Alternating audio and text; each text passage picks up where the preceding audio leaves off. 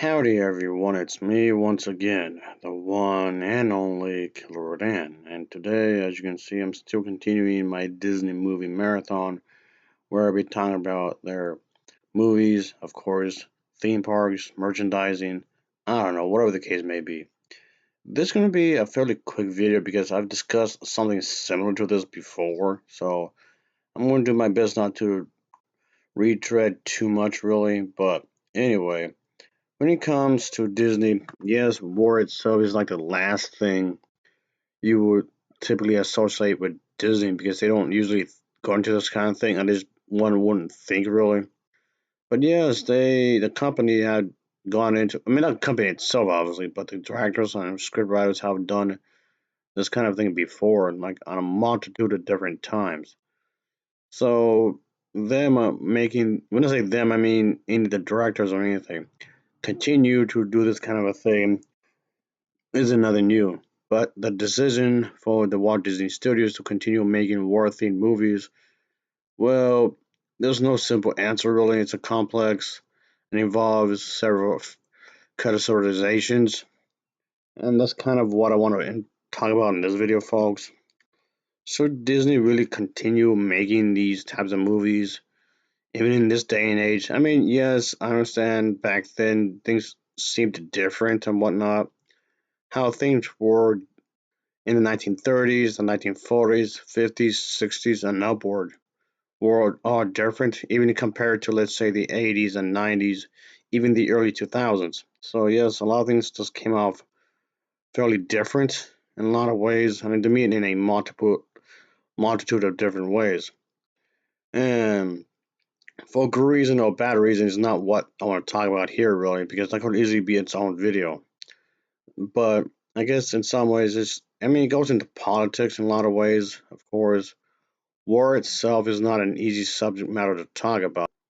Yes, this isn't exactly an easy thing to talk about at all, whatsoever, because considering the fact that when it comes to war, there's a lot of factors to talk about. It's a complex and sensitive subject matter that does evoke many emotions, many perspectives. It does compress not only the physical battles, obviously, and strategies, of course, when it comes to fighting, but also the profound human experiences when it comes to loss, trauma, resistance, and the impact on society and culture as a whole, or cultures, I should say. Discussing war can lead to deep reflections on morality, history, politics, and the cost of war. It's essential to approach such conversations with care and empathy, of course, recognizing the vast backgrounds and, of course, experiences that share people's views on war. Whether you're against war or pro war, you can't just say it without explaining yourself, of course. There are many factors, the subject matter, of course, of war when it comes to exploring it, of course. There's the obviously the historical context, analyzing wars, and of course conflicts throughout history, looking at causes, key components, key players, and of course the consequences that took place after the fact. Yes, human impact, understanding the psychological influences, effects on war when it comes to the soldiers and of course the civilians, including PTSD, trauma and loss, among a bunch of other stuff, of course. Those the ethics and morality, exploring the ethical conundrums surrounding war, such as the war theory, the morality of intervention, and of course the consequences of military decisions. Like, for example, the whole thing when it was nuked on Japan, a lot of people just would wonder, was that really the right thing to do? Many innocent Japanese did die. So, of course, there's the political dimensions when it comes to investigating how wars have shaped nations, and of course, international politics, and of course, power dynamics, and yes, a world democracy. I mean, and yes, in some ways, I'm always simplifying it to some extent. Yes, I realize that, but I'm just saying. Those, of course, when it comes to the economic consequences, exploring the economic impacts of war on nations, of course, including militarization, post-war rebuilding, and the economic cost of conflict. Again, look at what happened with Japan. They had to rebuild everything.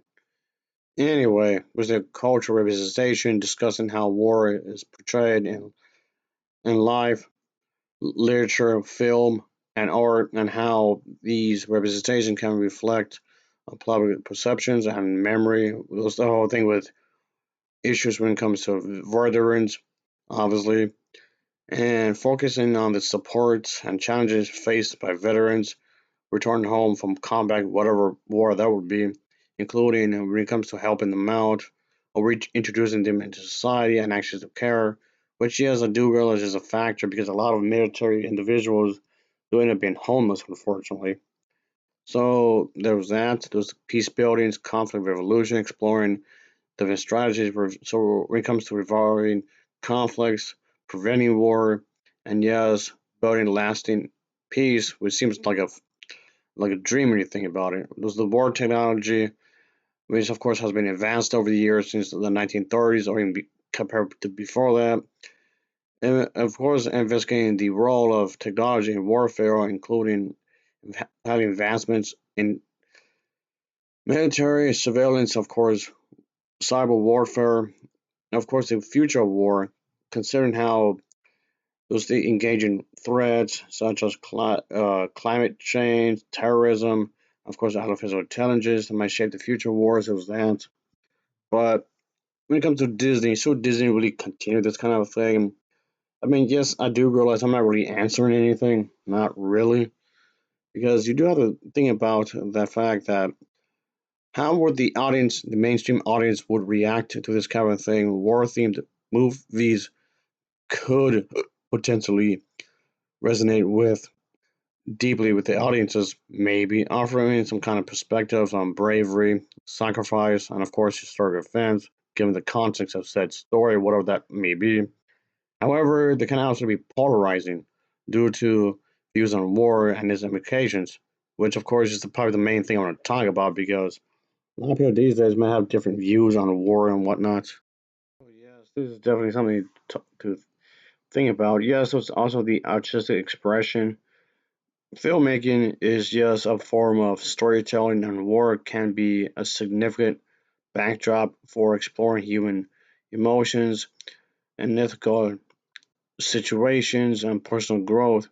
It can be done thoughtfully, if done correctly. Of course, it can be a testament to meaningful conversations if done correctly for these kinds of discussions. And then another thing is that when it comes to cultural sensitivity, given the diverse multiple perspectives on war and its impact, it's essential, it's definitely very important for studios like Walt Disney to approach such topics with great care and respect, ensuring that they can represent such stories authentically and sensitivity with, again, with respect.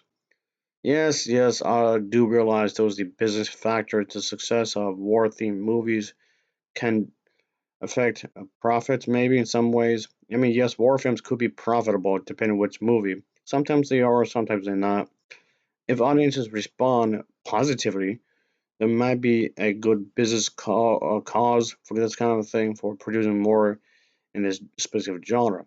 Yes, obviously, again, you do have to give some historic context because Walt Disney himself, when he was alive, has a history of creating stories based on historical events, including wartime narratives, which he has done before. As long as the approach is respectable and educational, there could be remains of a place for these kinds of stories. Ultimately, whether Disney and the company, I mean, hiring these directors to continue this, should they continue making worthy movies, depends on how they would choose to tell these stories. And these, of course, society context at the time of release, balancing creative expression with audience sensitivity is a key factor to today's polarizing environment. So yes, I realize I'm not exactly really answering anything, not really, but just giving my 2 cents here because yeah, it comes to politics, and yeah, it's something I've talked about vaguely before, of course. Anyway, so when it comes to diversity of different perspectives, if Disney, the company, continued to explore worthy stories, the directors could focus on a broader range of narrations, including those with different cultures and perspectives, highlighting stories with lesser known conflicts or underrepresented point of views, of course, could enrich the genre on engage a wider audience, of course, depending on how it's done, obviously. Then, yes, of course, there's going to be the educational value. War themed films can serve as some kind of educational purposes if done correctly, offering the highlights into this historical events, ethical choices with the characters has to make a decision, oh, to do the right thing or not, and then the human conditions, the human experiences during conflict. The directors from the company of Walt Disney could leverage its platform to create content that promotes fosters an understanding and, of course, a discussion about the complexity of war, of course. And yes, I was going to have some kind of course, going to have some kind of moral lesson, as a lot of these Disney animated films that tend to do anyway, have some kind of more thing going on, I guess. Again, depending on how it's done, obviously. But anyway, let me just stop here, folks, because I could go on with this. There's quite a bit to talk about when it's kind of becomes this kind of a thing. Because considering the fact that even when it comes to live action versus animation, Disney is known for its, I guess you would say, family friendly content and animated takes on war themes that could be softened for some of the more intense situation elements and still conveying the same important messages. Exploring war themed animated may allow younger audiences to engage with the subject matter in a more accessible way. So there's that. Anyway, folks, that'll be it. So, of course, as always, thanks for watching. See you. Oh, yeah.